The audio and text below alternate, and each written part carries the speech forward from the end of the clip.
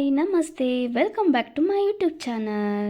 ನಾನಿವತ್ತು ರವೆ ಬಳಸಿ ವಡೆ ಮಾಡೋದನ್ನು ಹೇಗಂತ ತಿಳಿಸ್ಕೊಡ್ತೀನಿ. ಮೊದಲಿಗೆ ಹಸಿಮೆಣಸಿನ್ಕಾಯಿ, ಕರಿಬೇವು, ಕೊತ್ತಂಬರಿ, ಆಮೇಲೆ ಶುಂಠಿ, ಇದು ರೆಡ್ ಚಿಲ್ಲಿ ಫ್ಲೇಕ್ಸ್.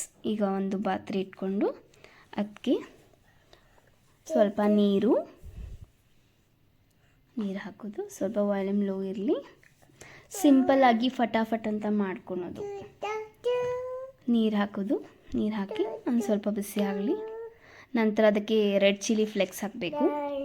ಇದು ಇವಾಗ ಸಾಮಾನ್ಯವಾಗಿ ಪಿಜ್ಜಾ ಆರ್ಡ್ರ್ ಮಾಡಿರುತ್ತೆ, ಅದರಲ್ಲಿ ಬರುತ್ತೆ. ನಾನು ಎತ್ತಿಟ್ಕೊಂಡಿರ್ತೀನಿ. ಈಗ ಶುಂಠಿ ಪೇಸ್ಟ್, ಆಮೇಲೆ ಸ್ವಲ್ಪ ಕೊತ್ತಂಬರಿ, ಆಮೇಲೆ ಅದು ಸ್ವಲ್ಪ ಕರಿಬೇವು, ಅದು ಹಸಿಮೆಣಸಿನ್ಕಾಯಿ ಹಾಕಿ ಚೆನ್ನಾಗಿ ಕುದಿಬೇಕು. ರುಚಿಗೆ ತಕ್ಕಷ್ಟು ಉಪ್ಪು. ನಾನು 1 ಕಪ್ ರವೆಗೆ 2 ಕಪ್ ನೀರನ್ನ ಯೂಸ್ ಮಾಡ್ತೀನಿ. ಚೆನ್ನಾಗಿ ಕುದಿ ಬರಬೇಕು. ಅದು ಶುಂಠಿ ಹಾಕಿರ್ತೀವಲ್ಲ, ಅದ್ರದ್ದೆಲ್ಲ ಹಸಿ ಸ್ಮೆಲ್ ಹೋಗ್ತಾ ಇರಬೇಕು ಅಲ್ಲಿವರೆಗೂ. ಈಗ ರವೆ ಹಾಕ್ತಿದ್ದೀನಿ. ಅದೇ 2 ಕಪ್ ನೀರಿಗೆ 1 ಕಪ್ ರವೆ ಹಾಕಿರ್ತೀನಿ. ಸಣ್ಣ ರವೆ, ಬಾಂಬೆ ರವೆ ಅಂತಾರಲ್ಲ ಆ ಟೈಪ್. ಚೆನ್ನಾಗಿ ಕಲಿಸ್ಬೇಕು. ಈ ಥರ ಅಂದರೆ ಸ್ವಲ್ಪ ಚೆನ್ನಾಗಿ ಬೇಯಬೇಕು. ಅಂದರೆ ನಿಮಗೆ ಅದು ವಡೆ ಮಾಡಲಿಕ್ಕೆ ಈಸಿಯಾಗಿ ಬರುತ್ತೆ. ಸ್ವಲ್ಪ ಚೆನ್ನಾಗಿ ಕಲಸಿ ಇವಾಗ ಸ್ವಲ್ಪ ಮುಚ್ಚಬೇಕು. ನೋಡಿ, ಈಗ ಓಪನ್ ಮಾಡೋಣ. ನೋಡಿ, ಇದಾಗಿದೆ. ಇವಾಗ ಗ್ಯಾಸ್ ಸ್ಟವ್ ಆಫ್ ಮಾಡಿ.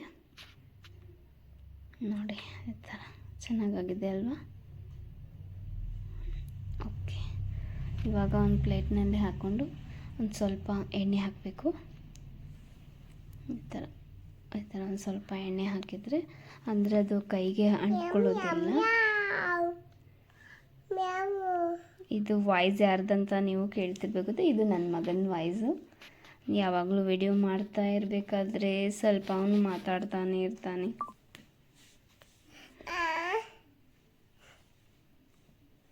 ಈ ಥರ ಕೈಲೇ ಹಾಕ್ಕೊಂಡು ಚೆನ್ನಾಗಿ ಇದು ಮಾಡಿ.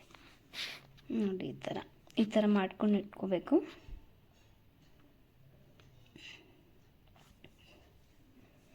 ನೋಡಿ, ಈ ಥರ 1 ಕಪ್ ಅಂದರೆ ಈಗ ನನಗೆ ಆಲ್ಮೋಸ್ಟ್ ಒಂದು 10ರಿಂದ 15 ಪೀಸ್ ಆಗಿದೆ. ಇವಾಗ ಎಣ್ಣೆ ಹಾಕ್ಕೊಂಡು